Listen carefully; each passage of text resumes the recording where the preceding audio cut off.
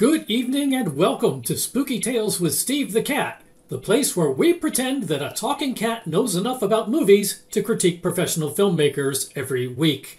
I'm your host, Steve the Cat. Tonight we're going to talk about a found footage mockumentary that is very, very good, but also very, very dark. We'll get to that in a minute, but first we're going to check in with our resident conspiracy expert, codenamed Crimson Meerkat, who is currently in the Appalachian Mountains on a rescue mission. Hey, Meerkat, do you read me? I read you loud and clear, Steve. I'm here with our local guide, Chip, who is assisting us in our search. Hey, Meerkat, since we didn't do any kind of a previously on segment before the show, can you give a quick summary of who you are and what you're doing for the new viewers? Certainly, Steve. Ladies and gentlemen, my name is... Well, you don't need to know what my name is. Just call me Crimson Meerkat. Yes, that's my code name, Crimson Meerkat. I am a published author and expert in all things conspiratorial, with a specialty in aliens and alien abduction. Last season, I was selected to head up a new government program whose mission was to search the cosmos for alien life, which mainly involved looking for signals containing bits of naughty horror movies from the VHS era. Don't ask why, it's very technical. Anyway, we were successful. Too successful, in fact. We were so successful that we attracted the attention of an alien race who invaded our space station and abducted my chief science advisor, Malcolm Fluthosaurus. Whom you had left trapped outside when you locked down the control room to protect yourself. Yes, Steve, it is true that in the confusion I mistakenly locked Malcolm out of the control room. Geez, you're never going to let me live that down, are you? Anyway, the aliens returned Malcolm after his abduction, but for some reason they released him here in the Appalachian Mountains. So I'm here to find him, and I've hired local resident Chip to be my guide. Guinevere is here too, but you can't see her because she's operating the camera. So where are you guys now? Yeah, dude, we're in the Haunted Black Woods, which are right outside the Haunted Black Cave. My camera drone was able to track Malcolm to this location before it was mysteriously destroyed, so this is the most logical place to start our search. But we have to be careful, dude, because there's ghosts everywhere in this place. Of course they are, because ghosts are totally real. Dude, stop disrespecting me, dude. This place is legit haunted. This is where I was with my girlfriend Vanessa when the ghost came and took her away. Dude, it was totally traumatizing, and you need to show some respect for my pain, and it... Hang on. What's that sound? Chip, is that you? Vanessa! You came back to me! Oh, Vanessa, it's you! Oh, hey, Chip. So what's new? What's new? I've been looking all over for you, but I never gave up the search. Now we can be together again. Yeah, that sounds nice. Listen, Chip, I know this is really awkward, but I'm engaged. I'm getting married to a wonderful ghost named Harold. He's a Pisces and he has a really interesting aura. I've even converted so we can have a traditional wedding. What? Vanessa, what have they done to you? Are they making you do this? Are you possessed? No, Chip, they are not making me do anything. It's just that... Listen, I know this is hard to hear, but sometimes things come to an end, and sometimes you just have to walk away from the beer-soaked frat boy who's living off of his mother's credit card. But instead of being sad that something has come to an end, we should try to be happy about the good times we had and just, move on. Are you serious? You left me for Harold the Ghost? Oh, of course not, Chip. I left you for Miguel. But that didn't work out, so then there was Sven. But he was a Libra and had really bad energy, so we broke up. Then there was Ed, then Herbert, and then I finally found Harold. He's my soulmate. Wait, did you just say Herbert? You dated Herbert the cave monster? It was just a summer fling. There's no way it could have lasted. He's a Leo. But I'm your soulmate. Oh, don't be silly. You're more of a soul friend. And I really hope we can still be friends. Did you just friendzone me? No! Well, things here just took an ugly turn, Steve. I'm going to have to throw it back to you while I talk my guide down off the ledge. Meerkat, out. Well, that can't be good. So, in summary, it turns out that our local guide Chip's girlfriend actually did leave him for a dead guy, and he just got friend-zoned on live television. I'm not sure how this is going to affect the search for Malcolm, but I'm sure Meerkat can sort it out. Anyway, now that we've checked in on the search for Malcolm and given the latecomers time to join the live watch party, it's time to get down to the business of horror movies. Thank you so much for joining us. We're really glad that you're here. Now pour yourself a drink and sit back because here we go.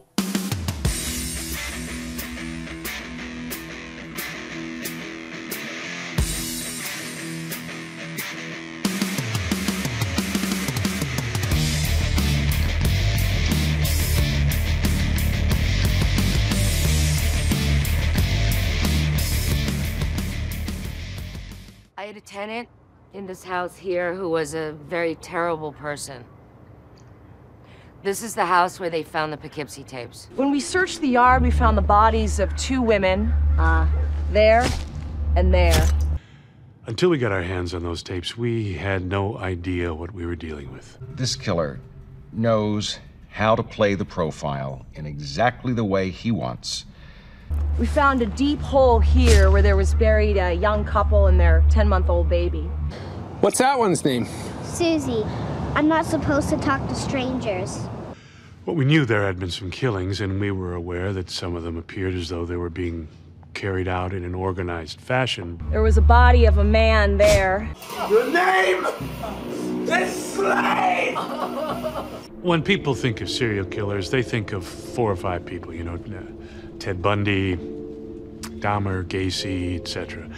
But what most people don't realize is how many more there are. And 4 more women there, there, and there.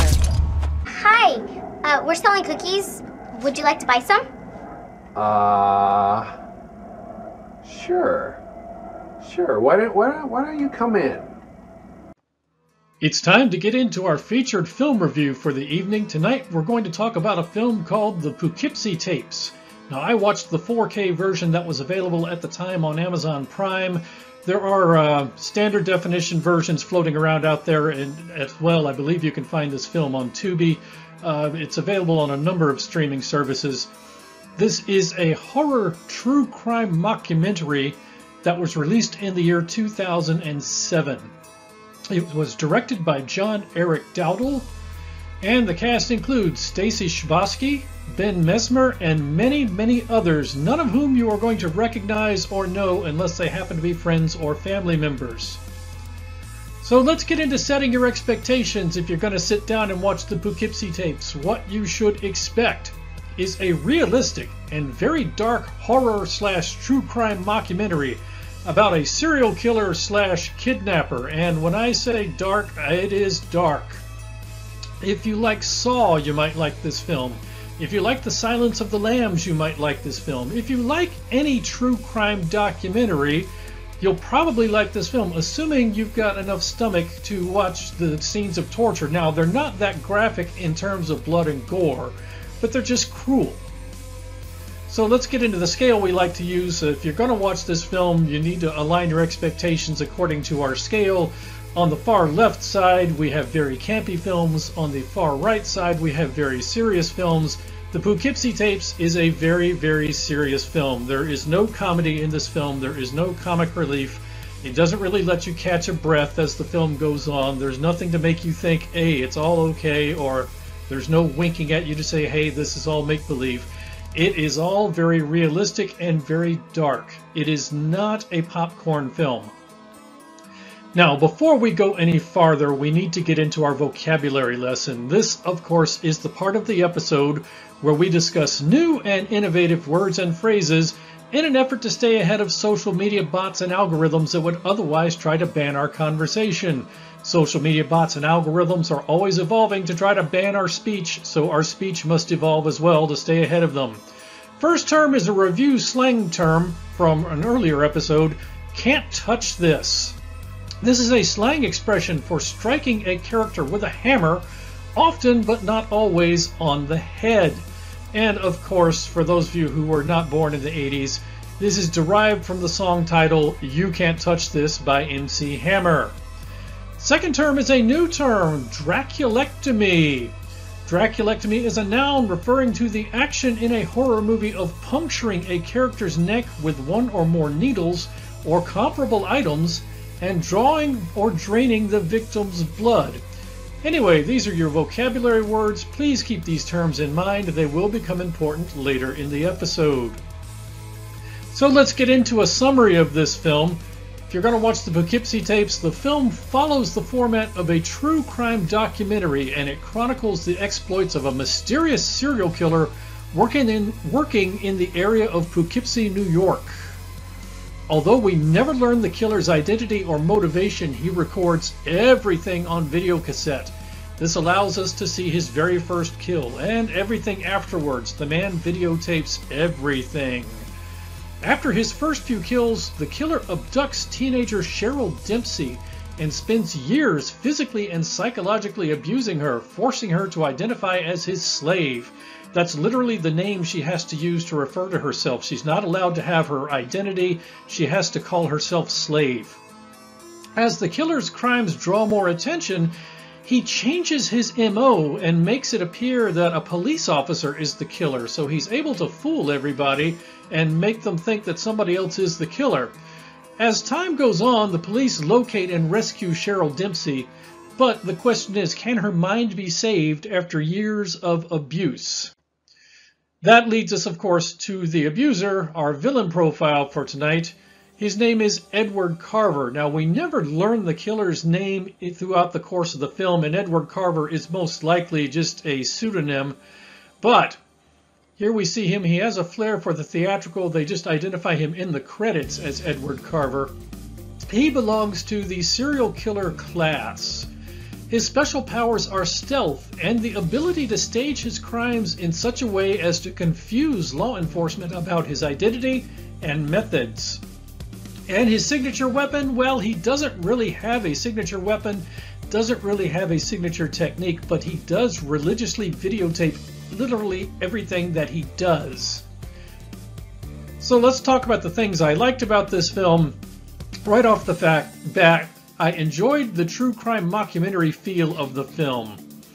The film is serious, it is dark and grim, without a hint of comic relief or breaking of the fourth wall. Now, that is not the sort of thing I can watch all the time, but I did appreciate it in the context of this film. It was a very tight package, very well done, very dark, grim, serious film. The story is interesting, and it's original enough to keep your interest, so you're going to keep wondering what's going to happen next. The pacing of the film is good, and the story advances with a minimum of dragging. And even though the story is told in the past tense, the film manages to build suspense and keep you wondering what is going to happen next. You're going to keep guessing until the very end of how things are going to end. Now, there are a few things that could have been better about this film, and right off the bat, the film is very, very dark, filled with scenes of torture, and can be very difficult to watch. Now, again, the torture is not as gory as something you're going to get in a movie like Saw, but it is psychologically cruel, and from that perspective can be very tough to watch. The film is grim. When the film is over, you will feel like you have been dragged through a ditch. This is one of those films that it's not going to leave you in a great mood necessarily. Now, your ability to be in a good mood after a film like this is going to vary from person to person. This is not a popcorn film. This is not a mainstream theatrical release. You are going to feel like you have been dragged through a ditch or dragged through the mud once this one's over. The grainy, distorted appearance used to indicate when we are watching one of the killer's videotapes gets tiresome after a while. It's kind of hard to believe that somebody who was so adamant about videotaping everything he did would have such low-quality videotapes. So it's clearly done so you know when you're watching the documentary versus when you're watching one of the killer's tapes. They make it look like the tracking is bad on the video cassette, and it's just, after a while, it's just agitating.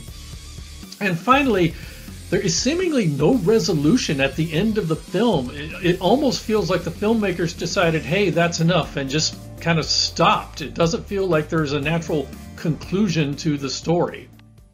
And now a word from our benevolent overlords at PBDC TV, your nightly heartbeat of horror.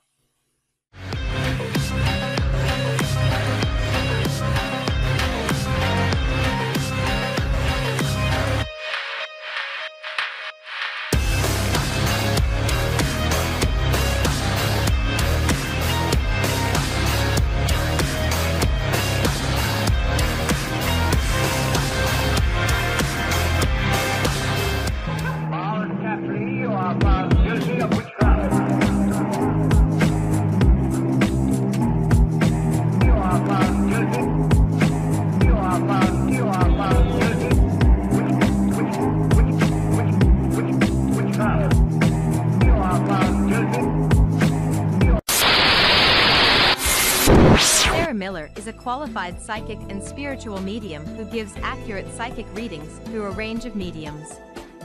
She is a professional consultant who uses her intuition to offer guidance to all of her clients, encouraging them to move in a positive direction and face the challenges that may lie ahead of them. She is also certified Reiki Grand Master and Shaman. Follow her on Facebook or YouTube each week for her weekly free live readings.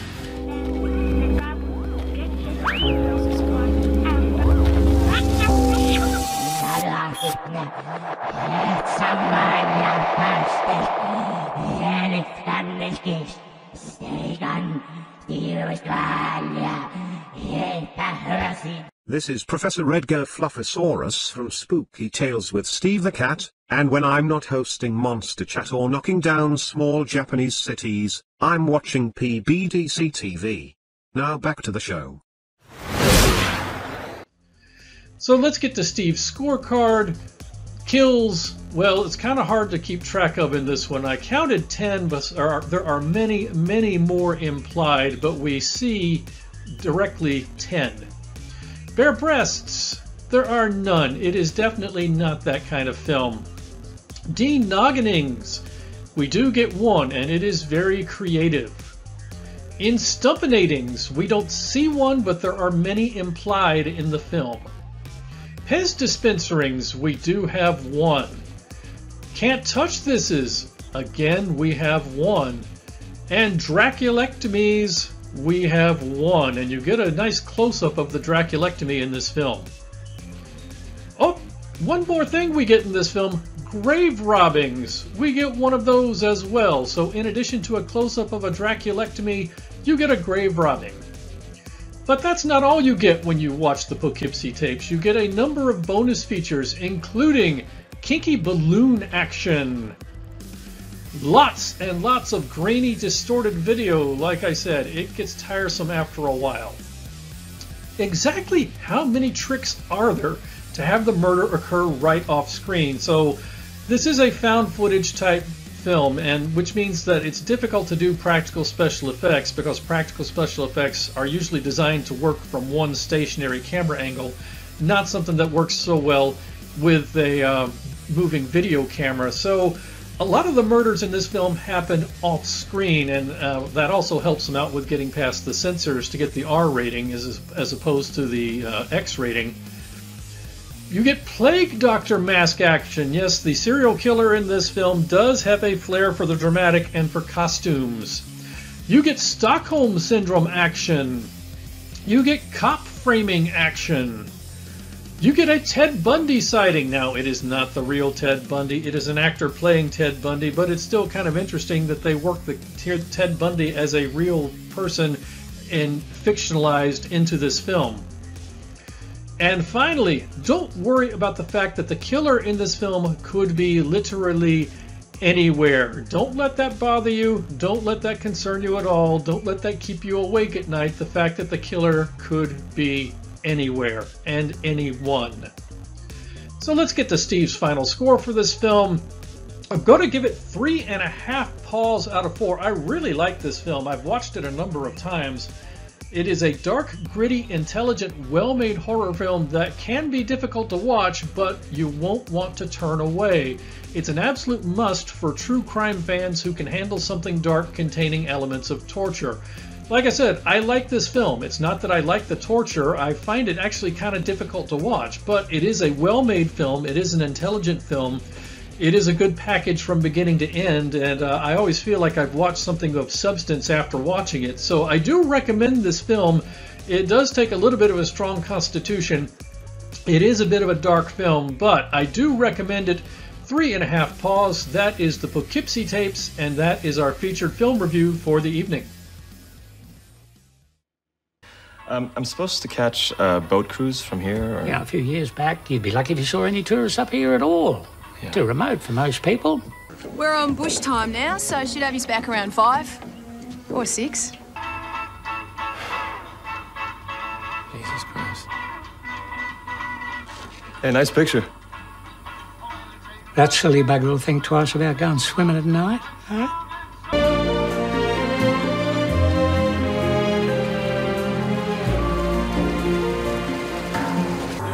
All right, the species that we're looking at today, the saltwater crocodile, is probably the most dangerous member of the crocodilian family. That's great. That's great. Yeah, it's okay. Yeah. They're pretty much living dinosaurs who have been perfecting their hunting skills over 200 million years. What channel is it?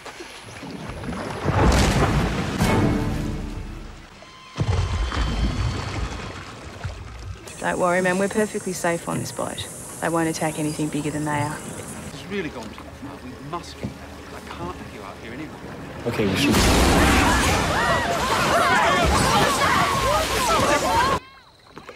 What's wrong with the boat?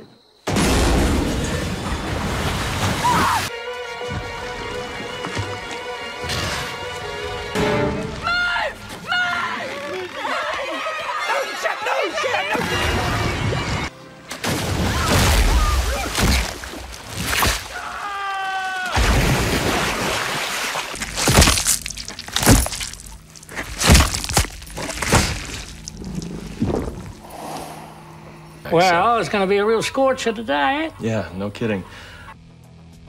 We have reached the end of yet another episode of Spooky Tales with Steve the Cat, but as is our tradition, before we go, we're going to take just a minute to talk about some of the other stuff I watched this week. Tonight we are going to talk about a film called Rogue. I found Rogue on Tubi, free with ads. Rogue is a 2007 Australian creature feature. It is an independent film. In this film, an American travel writer joins up with a group of tourists on a crocodile watching cruise in Australia's Northern Territory. While cruising upriver, the boat's captain spots a flare in the distance indicating a boat in distress. Naturally, being a good captain, the boat heads farther into the swamp to provide assistance, and as they do so, they encounter something gigantic and bad-tempered in the river. If you guess that that is a giant crocodile, collect your winnings. Congratulations for being able to look at the poster. So, what's the bottom line on this film? Well, overall, this is a good creature feature. Not an outstanding one, but it is a good creature feature. It features very good cinematography and an interesting story, and the acting is competent, so it checks all the major boxes.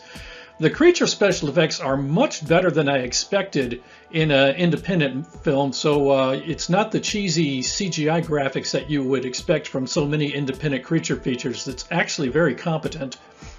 Now, on the downside, the film does follow the standard creature feature formula, so there's nothing particularly innovative about this film.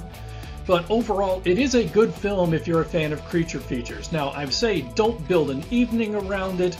It's not what I would call an event kind of film. It is a decent popcorn film, so if you've got friends who are fans of creature features, it's a good popcorn film, maybe a good opening act. It's a good one to watch before bed if you just want to unwind and you're a fan of creature features. Don't build an evening around this film. It's not that it's a bad film, it's a good film. It's just, it's not a great film because it is formulaic and it is kind of predictable. But it is well done for what it is. So that is Rogue, and that is some other stuff I watched this week. Well, that brings us to the end of another episode of Spooky Tales with Steve the Cat. Thank you so much for joining us. We hope you enjoyed it. Of course, we always love to hear from you, so feel free to sound off in the comments about your favorite found footage mockumentaries or anything else that comes to mind. As always, if you did enjoy the show, please give us a like and a share. The best thing you can do to help us out is to share this video. If you want to stay up to speed on our latest videos and other goings-on, you can follow us and subscribe on social media. You can find us on Instagram, Twitter, YouTube, Rumble, and Facebook. Spooky Tales with Steve the Cat is available exclusively through the PBDC Collective Incorporated, now fully incorporated but still your heartbeat of horror. If you're interested in horror movies, true crime, creepy history, or unexplained events, we're sure to have a show for you. You can find us at psychobunnydc.com, and we're also on YouTube, Facebook, Twitter, Twitch, and Rumble. We also have a 100% Zuckerberg-free Discord site.